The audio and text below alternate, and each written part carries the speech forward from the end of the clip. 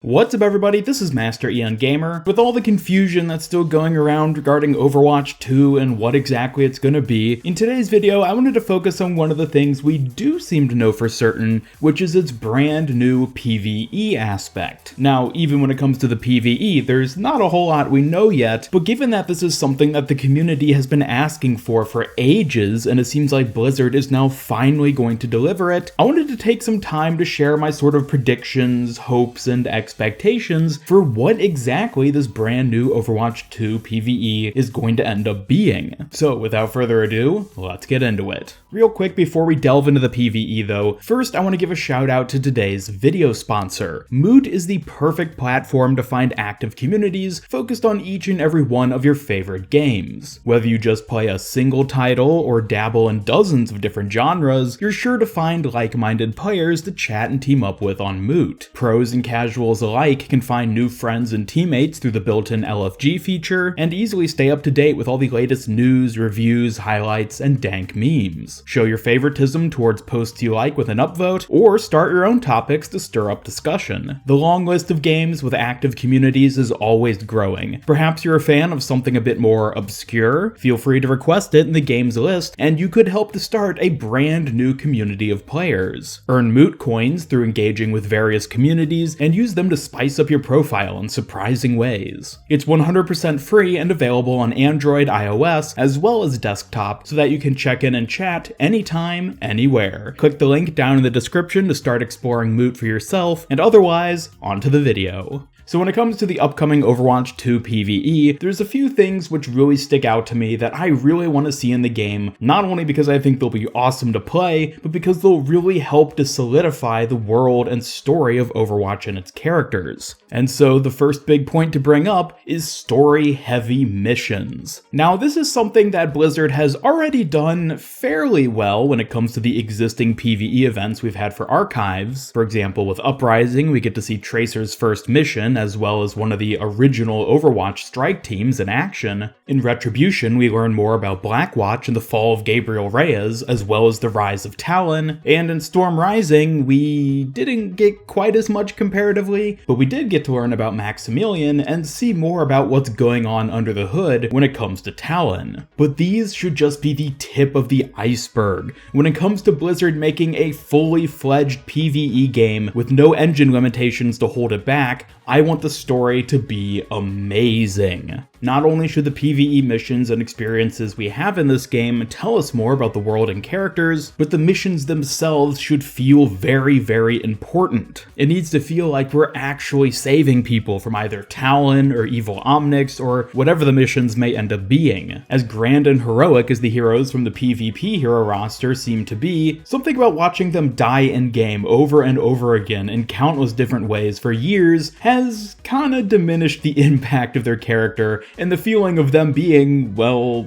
heroes. Thankfully, most PvE games in their very nature are designed to make the player, and thus the heroes you're playing as, feel like powerful, unique, and interesting characters. That's something you just can't quite get when you're trying to play a crazy gravity-controlling scientist who repeatedly dies to some random dude with a bow and arrow. But speaking of dying over and over again, the next big thing I'm excited to see in Overwatch PvE is massive replayability. Now, in my opinion, this is one of the greatest shortcomings when it comes to the existing PvE events we've had for Archives. As exciting and fun as it is to play each and every one of them, I found that they tended to get stale pretty quickly. Even when they're restricted to one 3-week event out of the year, by the time that 3 weeks was up, I always felt like, yeah, I'd pretty much had enough of it and wouldn't mind having to wait a whole nother year to play it again. By contrast, games like Left 4 Dead, which have an incredibly similar PvE format, are designed very specifically so that even with a finite number of campaigns and characters and weapons and zombie types, there's an insane amount of replayability. And a lot of that comes down to just how dynamic the maps and experiences every single time you go through it. While I don't necessarily expect Blizzard to let us switch up which weapons the heroes specifically can use, for example, I don't expect Reinhardt to start using Genji's shurikens anytime soon, the best way for them to handle this is to allow different heroes to be played on each of the missions, regardless of whatever the story associated with them is. Now, this is essentially something that already existed with the Archives missions. There was the main story mode where you had the 4 specific heroes who were intended for that campaign, but then there was the All Heroes mode as well, which let you play pretty much anyone. However, due to the original Overwatch being balanced entirely around the PvP, you would almost always get certain heroes who are clearly better in any given scenario over others. Heroes like Bastion and Orisa are just really good at dealing with dumb AI enemies, and thus those 2 heroes in particular were always super effective. So in Overwatch 2, it's important for the PvE side to be balanced independently of whatever the PvP side ends up being. That doesn't mean that every hero has to end up working or functioning the exact same, but I would like to see more balance amongst the heroes you can play in it, while still letting each and every one of them bring a very different and unique experience to the table when you play them in each mission. The next important aspect for massive replayability, though, is various items and skills. Now, we've already gotten a leaked image of the skills that Tracer is apparently going to be having in presumably the PvE mode of Overwatch 2. We don't know if this is a finalized image showing off what the real stats and talents are actually going to end up being, or if this is some sort of prototype version that's basically just designed to give people an idea of what it's going to look like. But either way, I have to say I'm a little underwhelmed by the image we have here. The idea that any given hero only has 6 talents, which are unlocked in 3 different tiers over the course of 20 levels, just seems a bit too simplistic. If nothing else, I would like to see it more on the scale of what we have in TF2's Man vs. Machine, where every single mercenary has specific upgrades for every single type of weapon they can equip. Sure, most of these boil down to just increasing the amount of damage or ammo clip size, but it offers an immense amount of customization within each and every character you can play, without necessarily giving specific characters a massive advantage over others. So while the information we see in this image of Tracer is, again, likely just the tip of the iceberg of what we're really going to end up getting, the idea of having some level of interesting customization for each of the heroes we play is going to be a massive component in making the PvE massively replayable. And the last important thing for replayability is dynamic maps and levels. This means every time you play the map, it won't play out the exact same way. One time, certain paths will be open, another time, different paths might be. Maybe you'll encounter some specific type of enemy this time going through, maybe the other time you won't encounter them at all. Again, this is something that Left 4 Dead has done fantastically in the past, where even once you get used to all the various routes and enemy types you're going to end up seeing, the fact that you never know exactly what layout you're going to get and when you're going to encounter which types of enemies always keeps you on your toes and interested in seeing what you're going to get this time. So again, this is another huge thing to make the game way more replayable.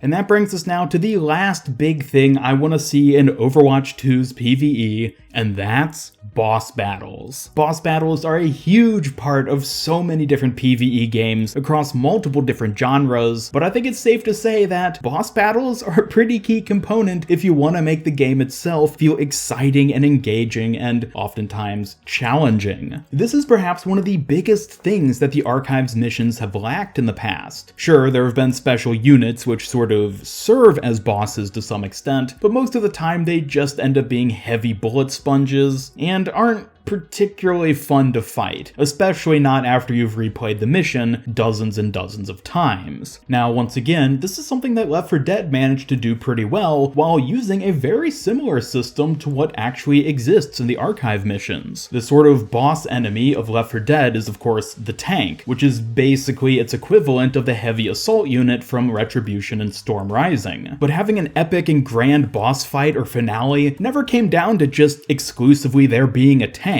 It had to do with the setup and the position you were trying to hold while waiting for rescue, or trying to push through an endless horde to reach just one specific point where you would finally be safe. These highly climactic, oftentimes very challenging situations are arguably some of the best things about PvE experiences like this. Sure, it's fun to just kill a bunch of weak enemies while living out some sort of power fantasy, but it's when your skills and teamwork are really put to the test against a big bad enemy, or a group of big bad enemies, which serves as that final great icing on the cake for any good FPS PvE game. And given the number of big bad guys we have in the Overwatch universe, it should be pretty easy for Blizzard to work in different sort of final bosses for different campaigns. Doomfist would make for an excellent final boss on an Overwatch mission. Someone like Maximilian might be controlling a horde of either Omnics or Talon soldiers to serve as a very unique sort of summoner type final boss. Or who knows, maybe some massive kaiju Omnic like what we see the Mecha Squad fighting could make for a super duper cool final boss battle, possibly at the end of a series of campaigns to serve as a true final boss of sorts. There's so much potential in this category, as well as all the other aspects I mentioned, that honestly, I'll be disappointed if Blizzard doesn't end up going through with a lot of these and putting them into Overwatch 2's PvE. But of course, I am confident that they will in fact do it right. After all, Blizzard as a company has a pretty good track record when it comes to PvE experiences, so I certainly expect this is going to be one of the things they definitely get right when it comes to Overwatch 2, and therefore is probably the single biggest aspect that I'm excited for when it comes to this new game. But these have just been my thoughts, expectations, and hopes for Overwatch 2's PvE, so be sure to let me know your thoughts down in the comments below. Do you agree with the features that I would like to see in-game, or maybe you have your own suggestions for how to make the perfect Overwatch PvE experience? Either way, be sure to leave a like if you enjoyed this video, and share it with a friend if you really liked it. Subscribe, follow me on Twitter, and hit up the bell to never miss any of my future Overwatch content. This is Master Ian Gamer signing off, and until next time, have a great day.